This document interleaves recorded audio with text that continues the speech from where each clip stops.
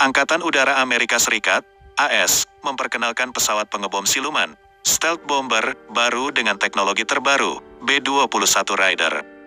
Pesawat ini dapat membawa senjata nuklir dan dirancang untuk terbang tanpa awak.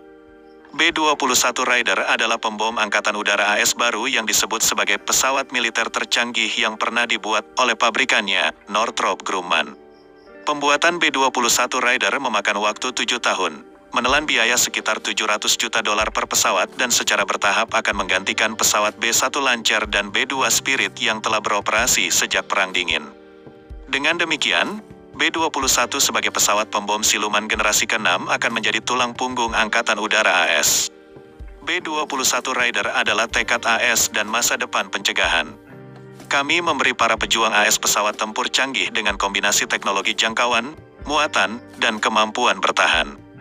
B-21 Raider akan mampu menembus pertahanan terberat dengan serangan presisi dimanapun di dunia, kata Kathy Warden, CEO dan Presiden Northrop Grumman, selama debut eksklusif dan upacara B-21 Raider di California Jumat, 2/12, dilaporkan oleh Air and Space Forces.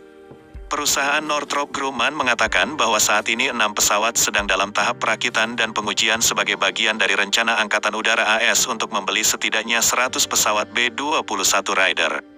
Di antara kemampuannya, B-21 Raider dirancang dengan arsitektur terbuka, memungkinkan peningkatan yang lebih mudah dan lebih cepat.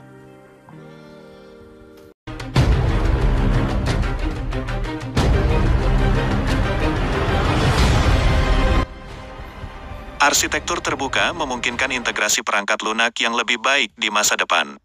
Ini akan memastikan B-21 Raider dapat terus menghadapi ancaman yang berkembang selama beberapa dekade mendatang, kata Northrop Grumman di situs resminya.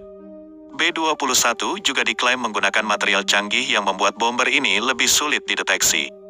Teknologi baru tersebut tentunya akan mampu mengelabui radar musuh.